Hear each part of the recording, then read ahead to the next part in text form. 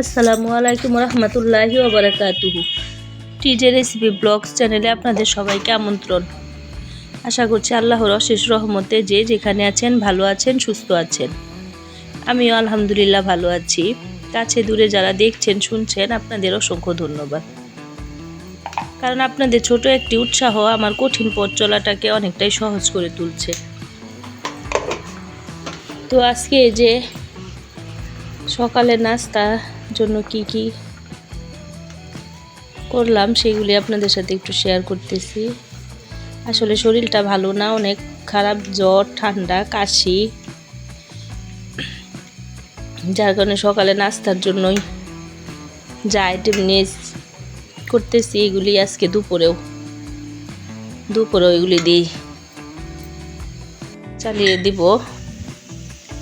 শরীরটা অনেক অসুস্থ, এই জন্য এই যে সকালে নাস্তার জন্য একটু পরোটা করব, ব্রকলি ভাজি, তারপরে একটু আলুর দম, তারপরে ঠান্ডার জন্য তো কিছু ভালো লাগে না মুখে, এই জন্য ভাবলাম যে একটু চেপা ভুনা করি, বেশি করে ঝাল দিয়ে চেপা ভুনা দিয়ে পরোটা দিয়ে খেতে ইচ্ছা করতেছে ঠান্ডার জন্য। এই জন্য এই যে আলুর দম আর ব্রকলি ভাজার পরেই আবার চেপা ভুনাটা মাথায় আসলো, এই জন্য ভাবলাম যে ঝটপট একটু চেপা ভুনা করে নিই। অনেক ঠান্ডা লেগেছে, তারপর কাশি, মাথা একদম জাম হয়ে কি ব্যথা, মাথা আর কিছুই ভালো লাগে না। কিন্তু ভালো না লাগলেও তো করার কিছু নাই, খাবারের ব্যবস্থা তো করতেই হবে। তো আপনারা কে কেমন আছেন, সুস্থ আছেন কি না? সুস্থ থাকলে আলহামদুলিল্লাহ, কারণ সুস্থতা হইল হাজার নিয়ামত আর অসুস্থতা হইল একটা নিয়ামত। এই জন্য আমরা সবাই আসলে আল্লাহর কাছে এটাই সবসময় প্রার্থনা করব, যাতে সুস্থতার হাজার নিয়ামতটাই আল্লাহ আমাদেরকে দান করে। কারণ সুস্থ শরীর থাকলে সবই ভালো লাগে, একটু অসুস্থ হলে আর কিছুই ভালো লাগে না, তখন মনে হয় সবই জানি কেমন অসহ্য লাগে। তো ভিডিওটি দেখতে থাকুন না টেনে। আশা করছি আজকের ভিডিওটি ভালো লাগবে আপনাদের কাছে।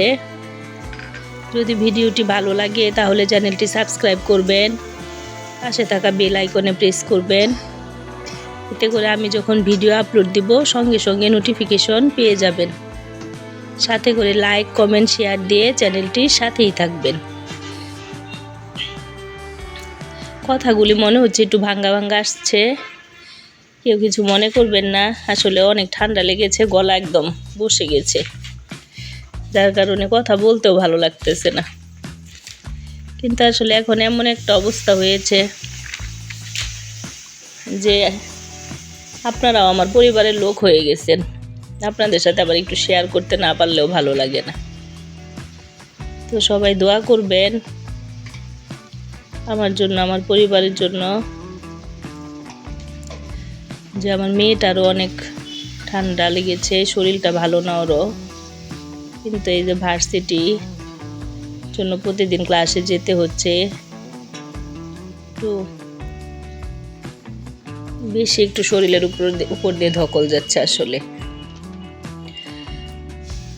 তো আমি আবারও বলছি, আমার রান্না, আমার ভিডিওর কোনো অংশ যদি আপনাদের একটু হলেও ভালো লাগে, প্লিজ একটা লাইক দিতে ভুলবেন না। আর যারা প্রথম আজকে আমার চ্যানেলে নতুন ভিডিও দেখছেন, আমার ভিডিও দেখতে দেখতে যদি কোনো অংশ একটু হলেও ভালো লাগে তাহলে চ্যানেলটি সাবস্ক্রাইব করে পাশে থাকার অনুরোধ করছি। কারণ এর মধ্যে আমার ছোট চ্যানেলটি যারা একটু করে বড় করতে সাহায্য করছেন, সবাইকে অনেক ধন্যবাদ জানাচ্ছি।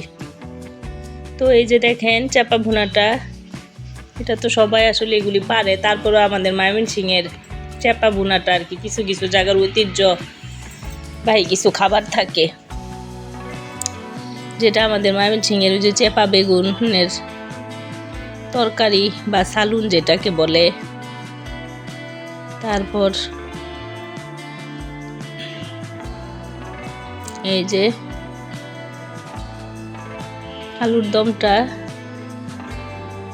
এই পর্যায়ে আসছে। এখন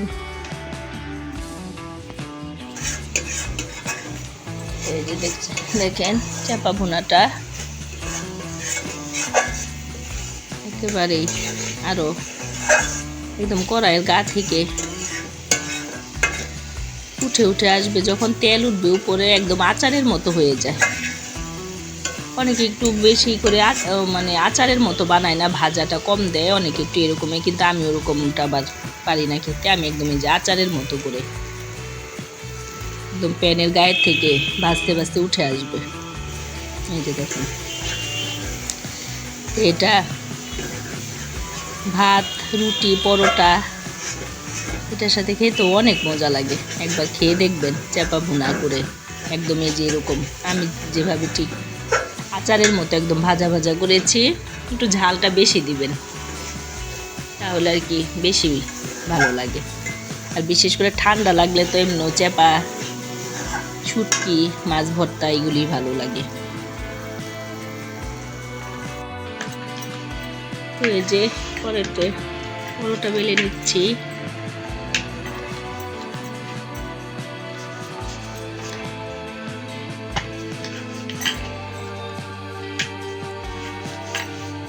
আপনারা আজকে কে কি করলেন, কে কেমন আছেন, কি সকালে নাস্তা, দুপুরের জন্য আল্লাহ রিজিকে কার কি মিলাইছে অবশ্যই কমেন্টসে জানাবেন।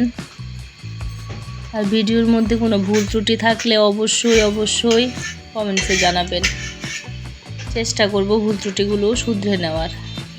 মানুষ মাত্রই ভুল হবে, এটাই স্বাভাবিক। এই তো পরোটাগুলো ভেজে নিচ্ছি।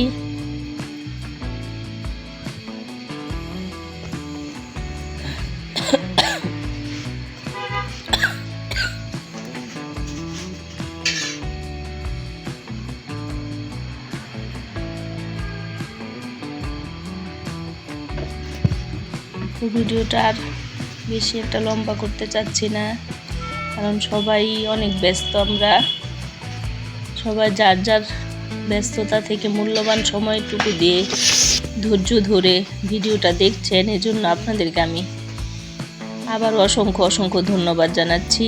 আর একটাই অনুরোধ থাকবে, যারা ভিডিওটা দেখবেন অবশ্যই ফুল ওয়াচ করে দেখবেন, টেনে টেনে দেখবেন না, এটা আপনাদের কাছে আমার অনুরোধ রইল। তো এই তো, ভালো থাকবেন, সুস্থ থাকবেন, আমার জন্য দোয়া করবেন, আমার পরিবারের সবার জন্য দোয়া করবেন। আমিও ইনশাল্লাহ সবার জন্য দোয়া করব। আজকের মতো এখানে বিদায় নিচ্ছি। আল্লাহ হাফেজ।